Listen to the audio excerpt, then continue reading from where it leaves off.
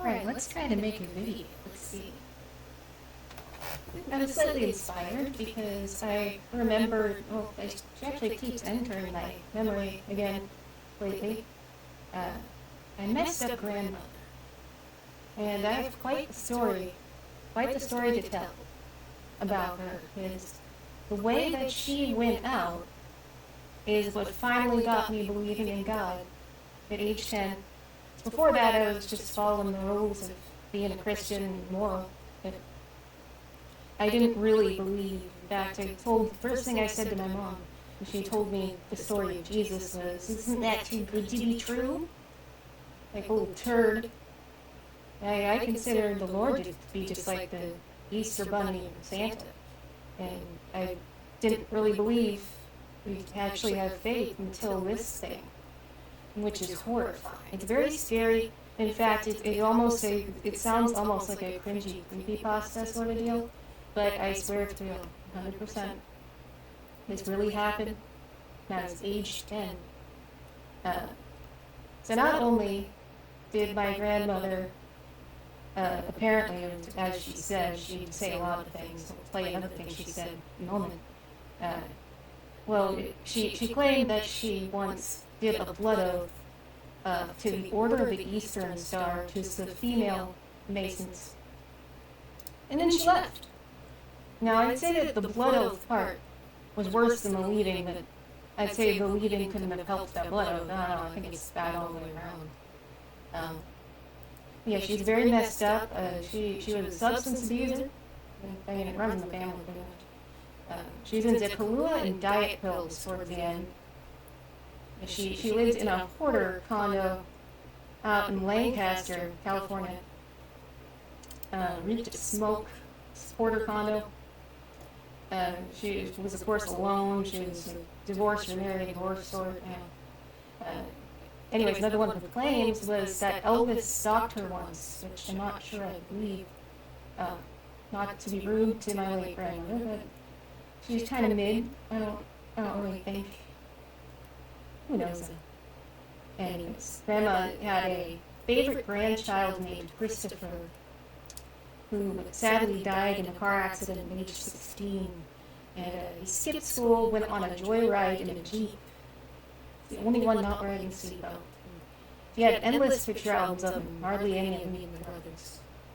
It was a rough family situation. Let's see.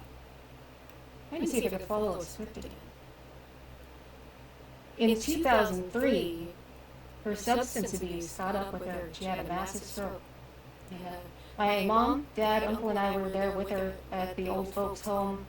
After which she was transferred to ours. It was a long stretch of her groaning and miserable in a bed. It's very bad. Anyway, she was eventually transferred to our own home, which was a big ranch with 6 bedrooms, the best place on earth. It was an amazing home. She would lay in what we called the satellite room on the ranch we lived at.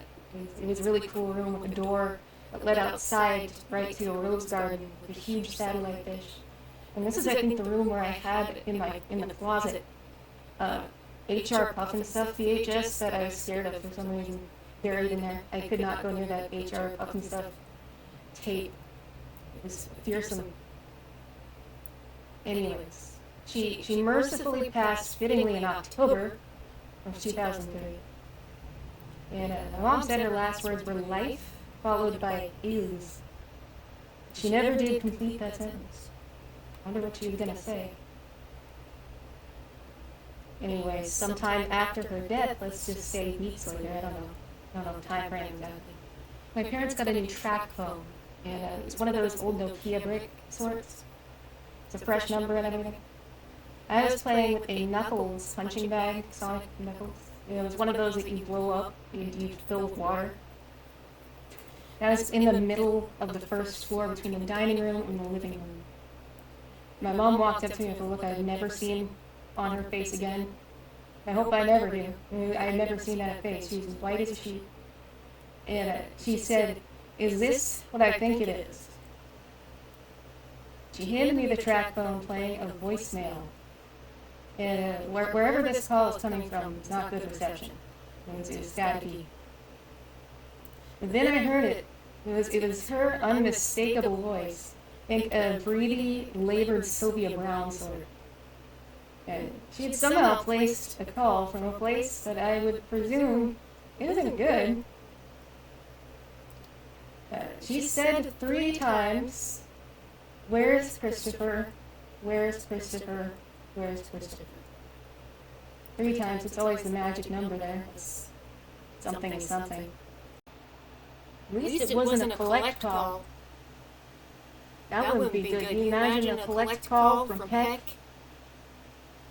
That sounds like a classic demon's trick.